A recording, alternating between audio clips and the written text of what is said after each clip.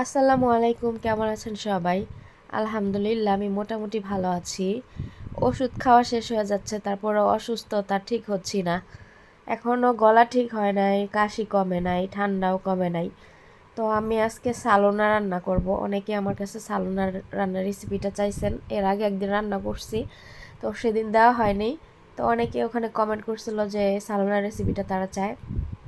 তো আজকে ভাবলাম যে আমি সালোনা রান্না করতেছি, তাহলে রেসিপিটা আপনাদের সাথে শেয়ার করি।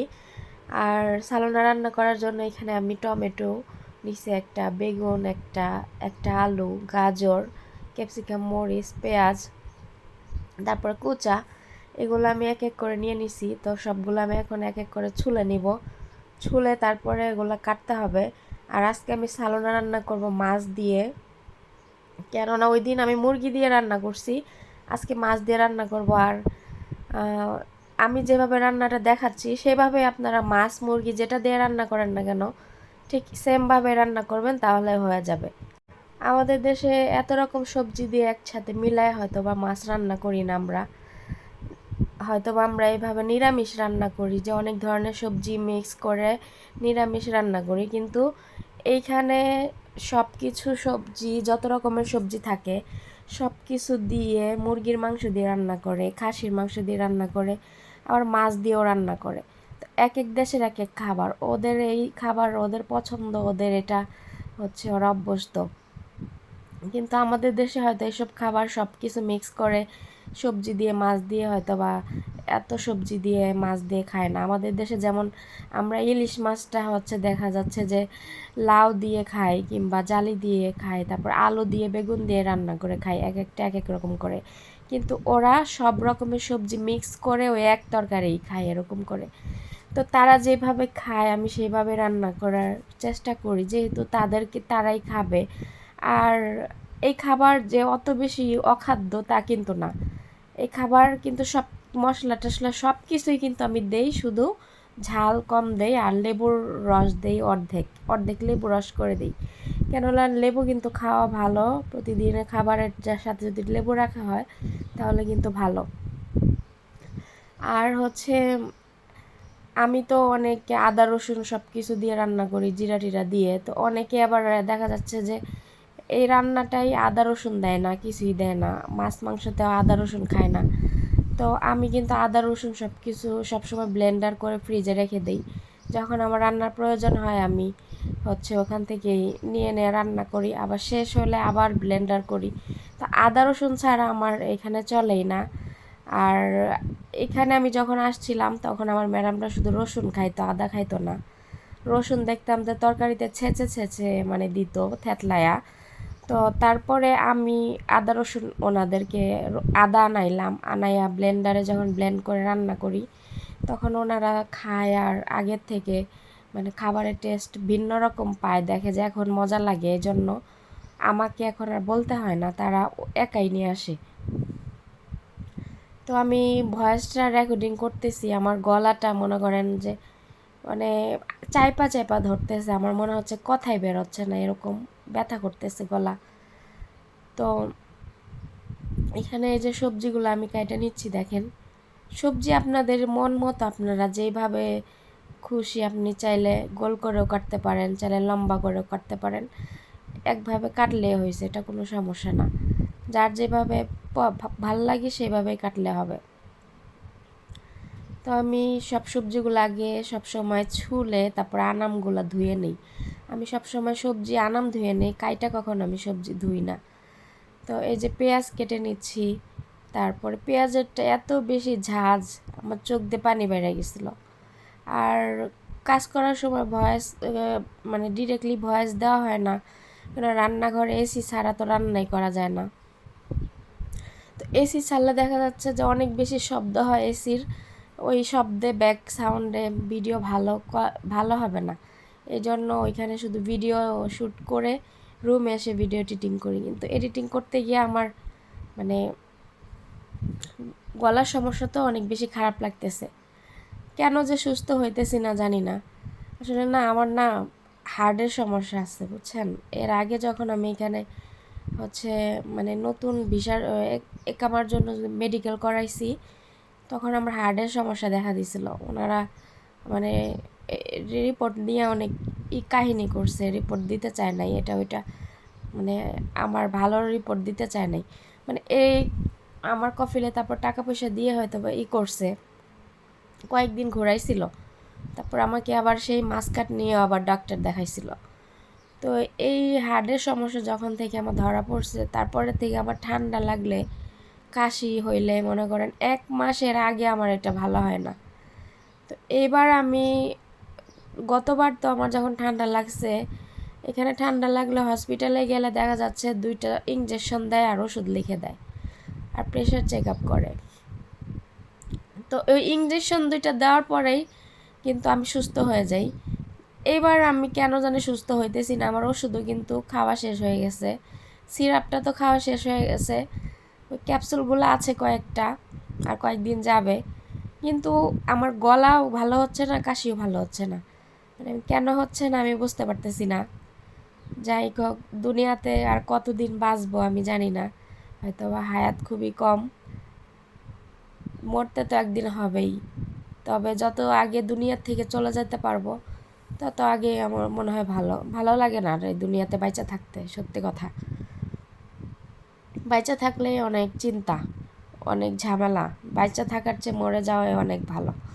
তবে নিজে নিজে নিজে যা মরবো ওইটা না, আল্লাহ যখন নিয়ে যাবে তখনই চলে যাব।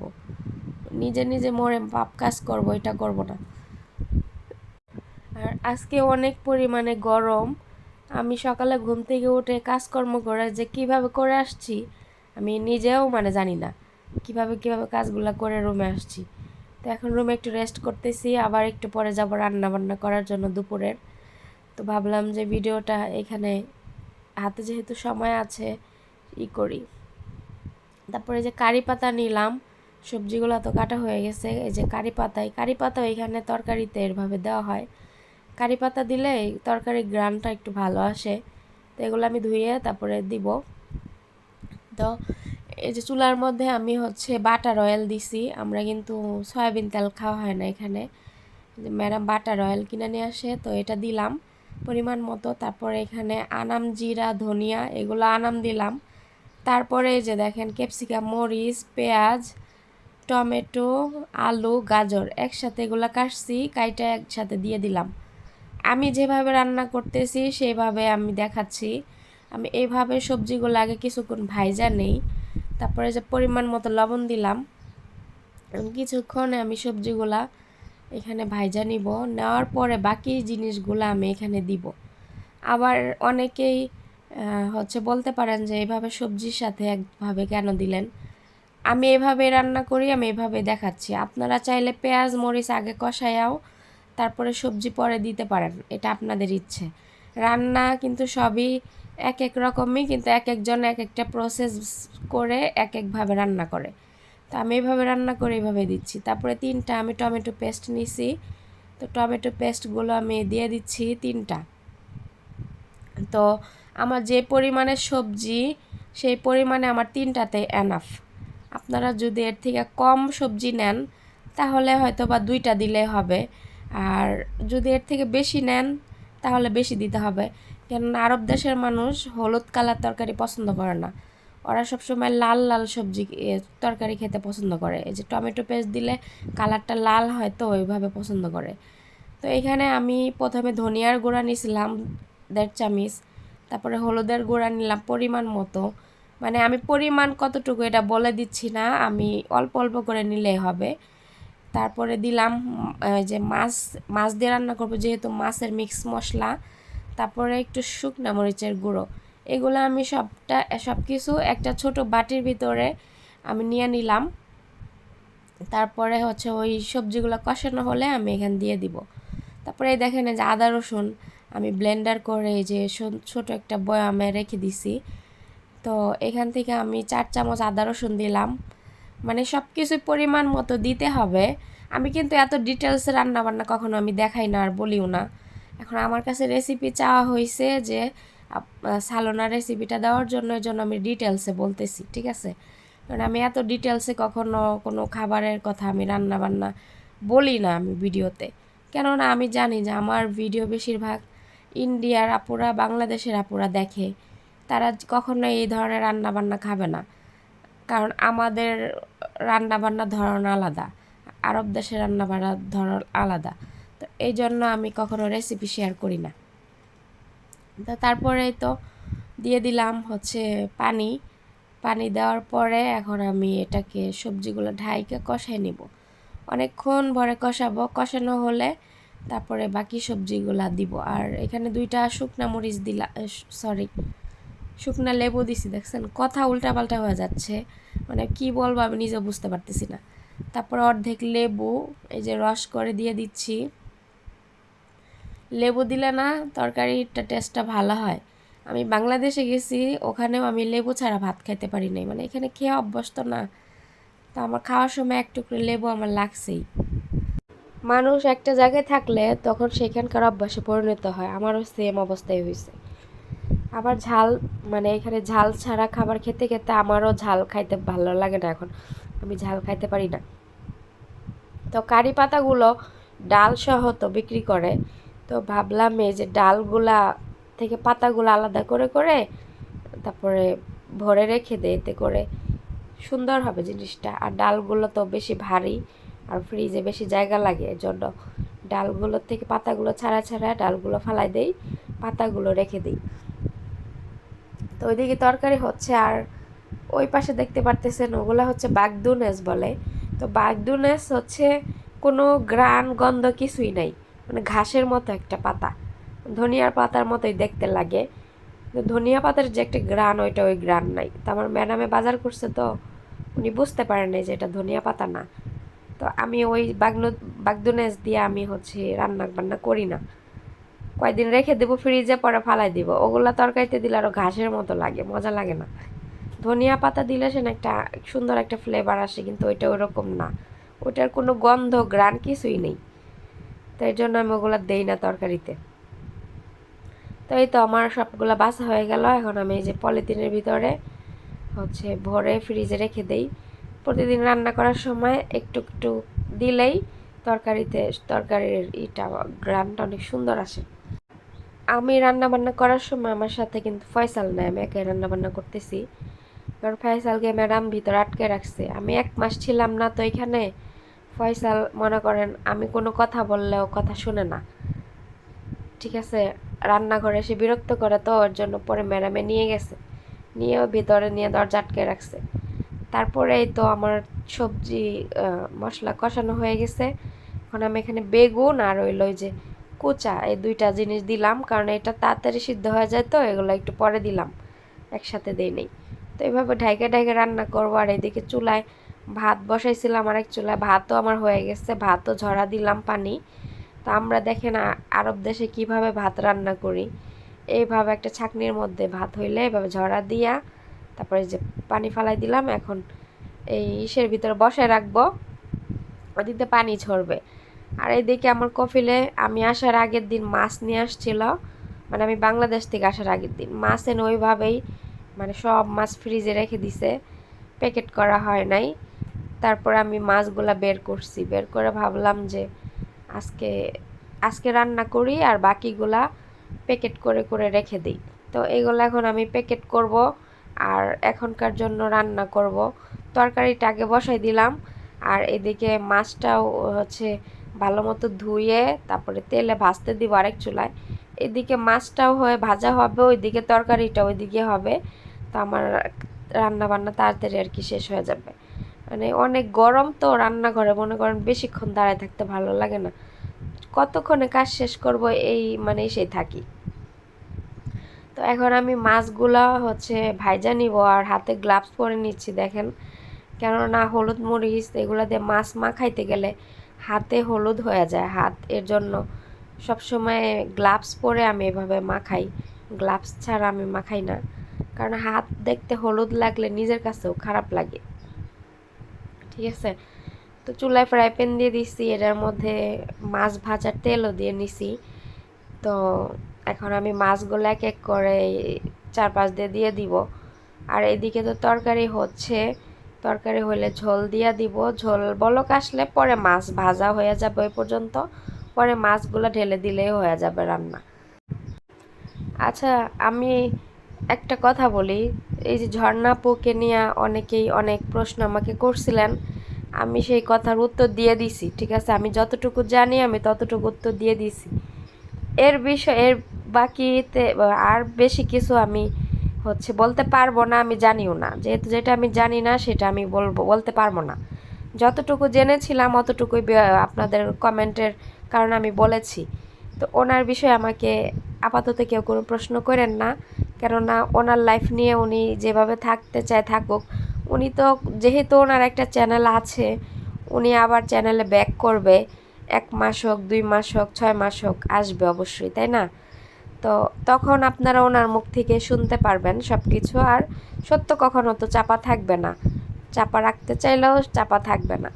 তো তখন ওনার মুখ থেকে শুনবেন, ঠিক আছে?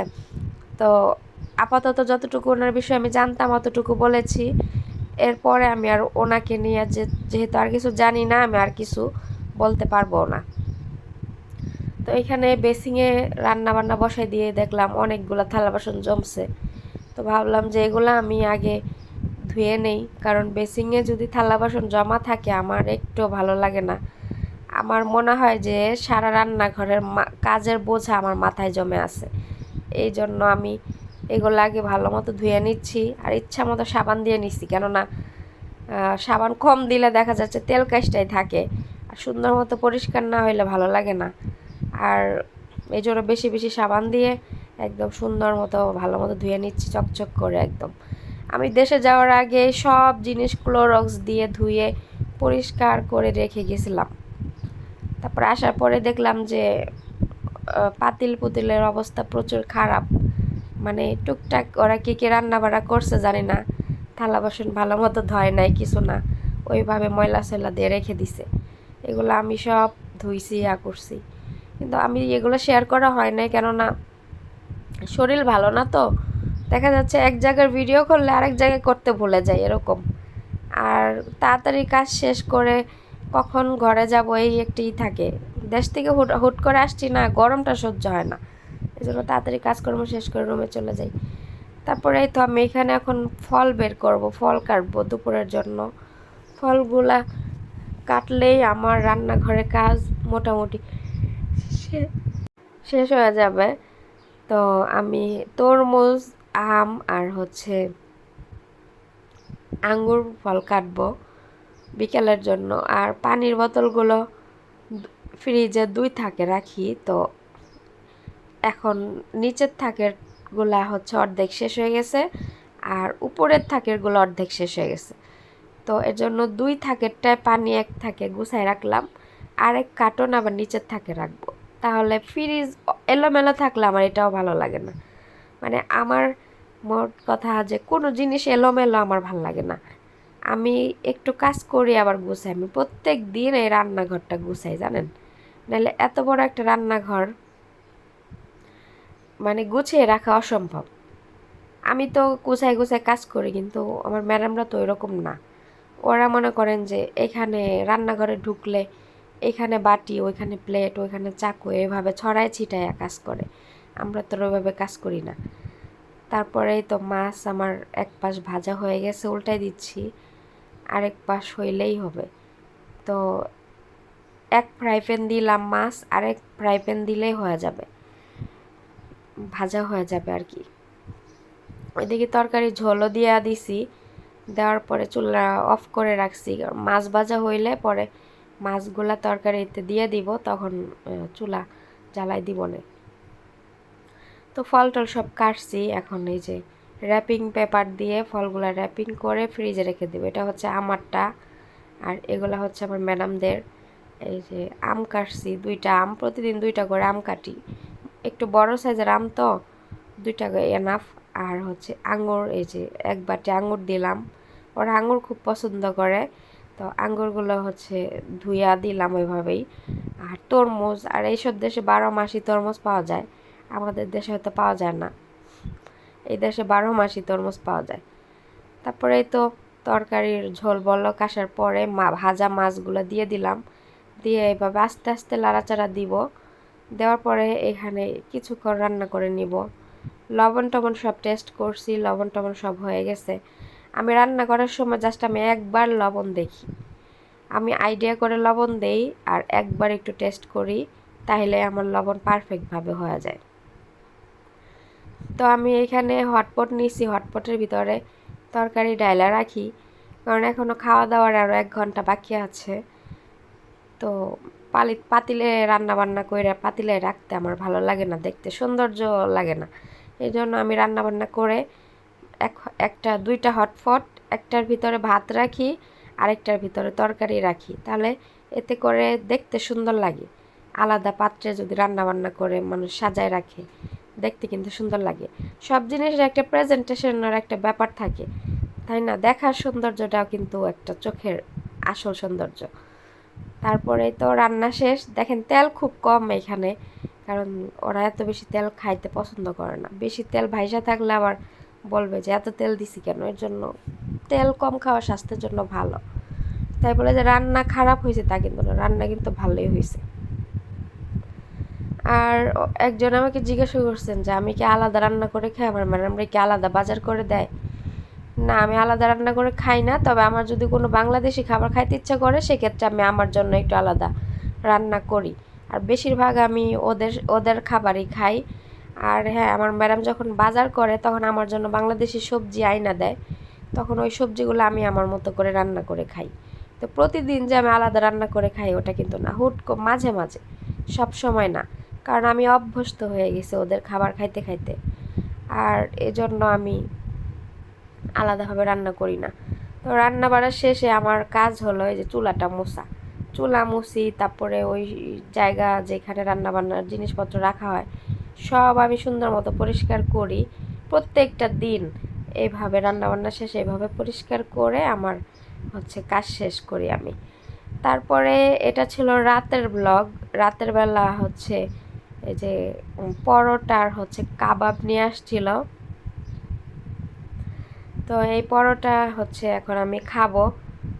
আর খাসির মাংসের কাবাব, মুরগির মাংসের কাবাব এগুলা নিয়ে আসছিল। তো খাওয়া দাওয়া করে ঘুম দেব,